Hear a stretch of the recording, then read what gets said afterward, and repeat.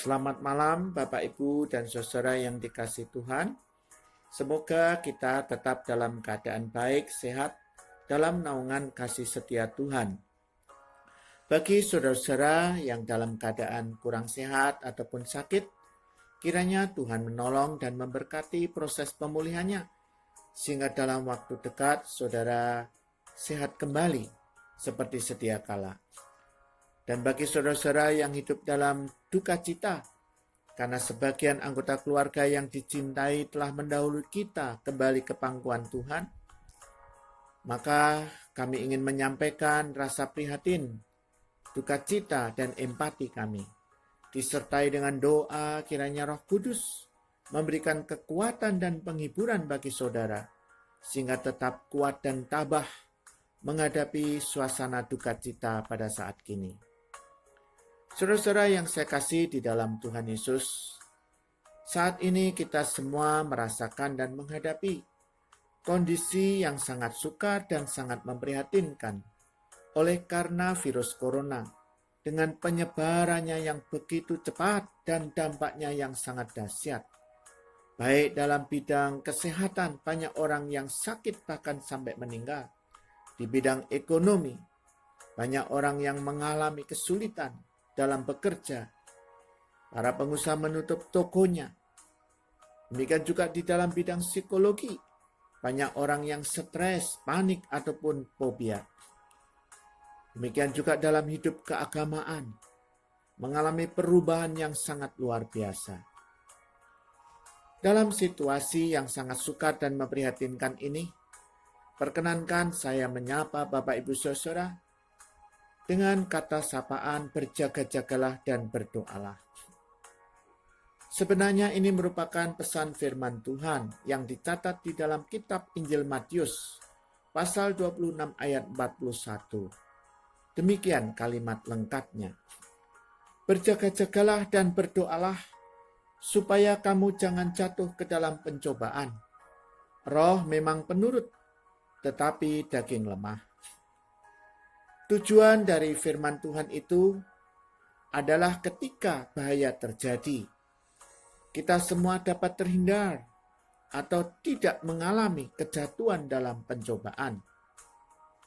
Dalam kondisi saat ini, agar kita dapat terhindar dari penyebaran virus corona dengan dampaknya yang dapat berakibat fatal, sehingga kita tetap dapat selamat serta hidup baik dan sehat. Adapun alasan yang diutarakan pada pesan firman Tuhan itu adalah mengenai kondisi kita. Walaupun roh atau spiritualitas kita penurut, tetapi daging kita lemah.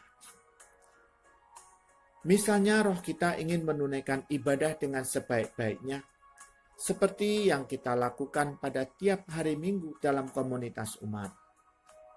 Namun di tengah pencobaan dan bahaya oleh virus corona ini, kita semua memiliki kelemahan tubuh yang sama, yang dapat mudah tertular oleh virus tersebut. Virus corona tidak membedakan dan tidak memilah-milah orang. Apakah anggota jemaat ataukah pendeta, pejabat negara atau rakyat biasa, entah itu seorang awam, atau dokter, atau ahli medis, semuanya dapat terinfeksi oleh virus corona. Dalam hal ini sudah cukup banyak para ahli dan pelayan medis, bahkan para pendeta yang tertular oleh virus corona, dan sebagian telah meninggal karenanya.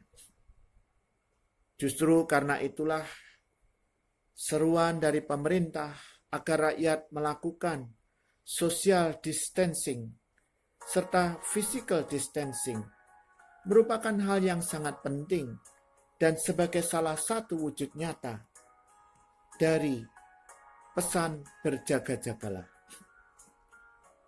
Berjaga-jagalah tentu juga dapat kita maknai dan kita terapkan, misalnya dalam upaya preventif, upaya pencegahan agar virus corona itu tidak semakin menyebar luas, agar semakin banyak rakyat yang terhindar, dan lambat laun virus corona itu berhenti pada waktunya. Berjaga-jaga dapat kita wujudkan dengan upaya menjaga kesehatan dalam rangka untuk meningkatkan daya imunitas tubuh kita. Banyak ahli mengutarakan, daya imunitas yang baik merupakan peluang dan potensi yang besar, bahkan bagi para penyandang virus corona itu sembuh dari sakitnya. Sedangkan nasihat Tuhan agar kita berdoa pada satu sisi menyadarkan dan menolong kita mengakui kelemahan kita dan ketidakberdayaan kita menghadapi berbagai macam pencobaan ataupun ancaman kehidupan. Dan pada sisi yang lain, berdoa adalah ekspresi iman kita untuk memohon kasih dan pertolongan Tuhan, serta berpengharapan teguh bahwa Tuhan tidak akan pernah meninggalkan kita sebagai yatim piatu. Dalam segala keadaan Tuhan setia memelihara, meneguhkan, melindungi dan menyertai hidup umat-Nya untuk selama-lamanya. Sebagai salah satu penerapan dari firman Tuhan untuk berdoa ini, telah Tuhan ajarkan dalam doa Bapa kami. Bagaimana Tuhan mengajar kita meminta kepada Bapa agar tetap dipelihara dalam segala keadaan. Dan Bapa mengampuni akan segala dosa kita, serta menjaga kita dari bermacam-macam pencobaan dan dari segala yang jahat. Untuk menutup sapaan pada malam ini, sekaligus sebagai doa syafaat bagi kita semua, saya akan menyampaikan doa Bapa kami dalam lantunan lagu.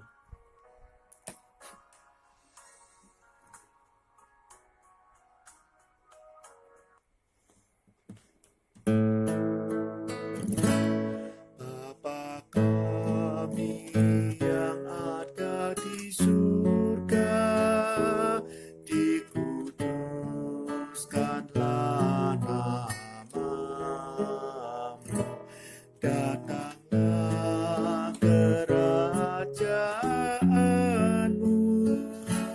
jadilah kehendakmu di bumi seperti di surga.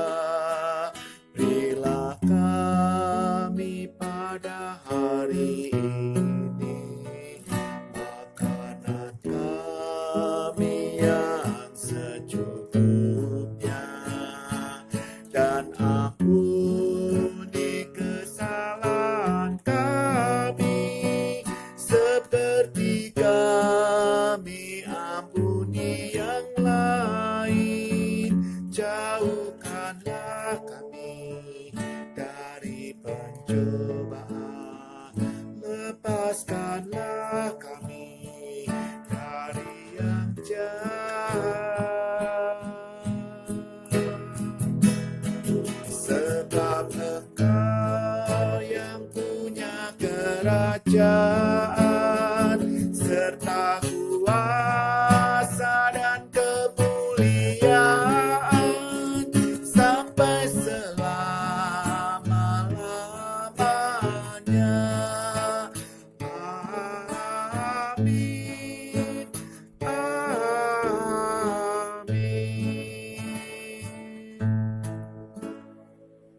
Umat Tuhan, Tuhan tidak hanya mengajar kita untuk berdoa saja, tetapi juga berjaga-jaga dan berusaha. Tuhan tidak hanya mengajar kita untuk berjaga-jaga dan berusaha saja, tetapi juga berdoa untuk memohon pertolongan dan perlindungan Tuhan. Tentu dengan tetap mengucap syukur kepadanya dalam segala keadaan. Kiranya Tuhan tetap menyertai, melindungi, memelihara, dan menolong kita untuk selama-lamanya. Amin.